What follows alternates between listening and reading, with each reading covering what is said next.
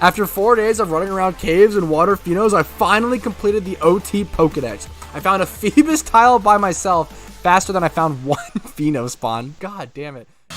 Today I will be telling the story of a boy becoming a man, of a legend being born, a Poke MMO master. Look out, world! Today's the day I become a Pokemon trainer! Which sounds a lot cooler than what I'll actually be doing. I'm going to be showing my journey of completing the original Trainer Pokédex, or better known as the OT Pokédex. Original Trainer, or OT, just means that you have caught the Pokemon on your own. There are certain exceptions where you obtain them through trading or other means, like evolution through happiness with Eevee evolving into Umbreon or Espeon, or another example would be purchasing the Game Corner coins to buy Porygon. This video is not going to be a guide. If you do need some additional information, there are other videos on my channel that you could check out. If you have any questions, please feel free to leave them in the comments below. I'm more than happy to help you out. This video is going to be a bit more of a ramble where I just talk about my struggles while completing the Pokédex because it is a long journey. There's over 600 Pokemon to catch and some of them are really annoying.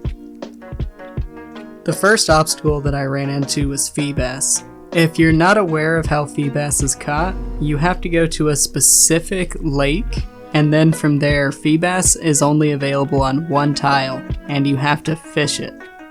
So it's really hard to find, and it ended up taking me around like 3 hours to eventually catch it. So the strategies to actually catch this Pokemon are joining servers, joining teams. For example, I joined Petrowski's server because they have people that will call that out. And so from there, literally what I had to do was search each tile of this lake one by one by one. And eventually one of the other people that was searching with me found it and I instantly went over to it and got Feebas and I called it out on the Discord servers. A bunch of people came through and it felt nice to not only complete Feebas, but for other people to be like, dude, I've been looking for this for so long, thank you. It's like, yes, we did it.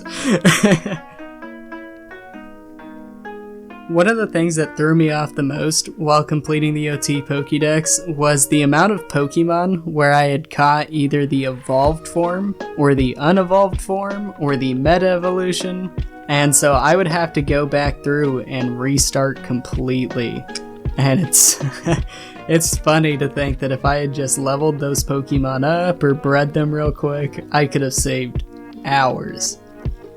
For example, I had already caught an Excadrill from a Pheno, but I sold it because it had like 2x31 or something like that.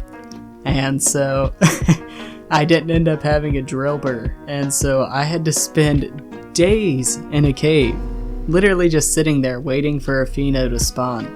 And eventually I finally got an Excadrill that I bred into a Drillbur. Just to give some more background on that, because that sounds like I just didn't even try to run around.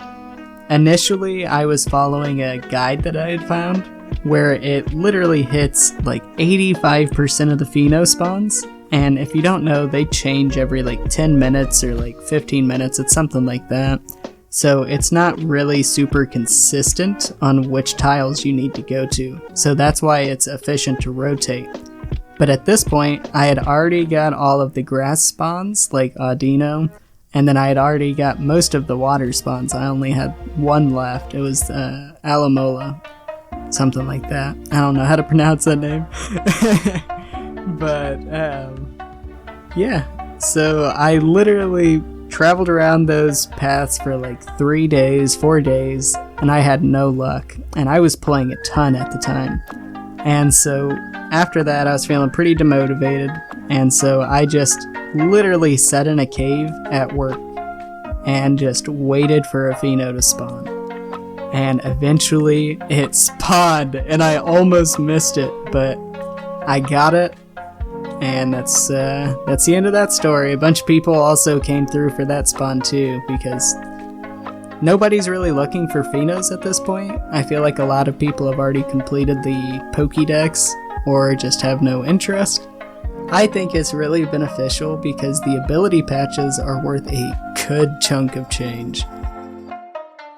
One point I wanted to make sure that I mentioned before I moved on to collecting the rewards are swarms. When I first started playing PokeMMO, alphas and swarms were not a thing. And so with that in mind, a lot of the Pokemon that are really hard to obtain or just tedious to obtain became easy. For example, that's how I obtained Spiritomb. So the point I'm trying to make here is you don't have to catch all of these tedious Pokemon manually. You can honestly just wait for swarms a lot of the time. We are currently watching a 3-year journey come to an end. It was a passive journey, but I did eventually start actively hunting to complete the Pokédex, and it was quite the grind. No lie. Like, those Phenos, I will never forget. If I ever see one, you better bet I will be calling it out on a Discord so that other people don't have to go through that.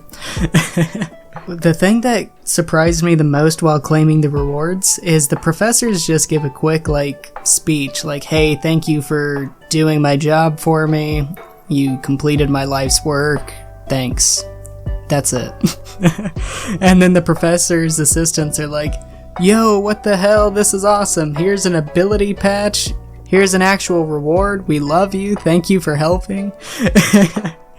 If you made it to the end of the video, I appreciate your time. Thank you for sticking through with me to the end of my journey to become a PokeMMO master or completing the OT Pokédex. If you enjoyed, please remember to leave a like and subscribe for future content. Again, thank you, good luck on your journey, and have a great rest of your night.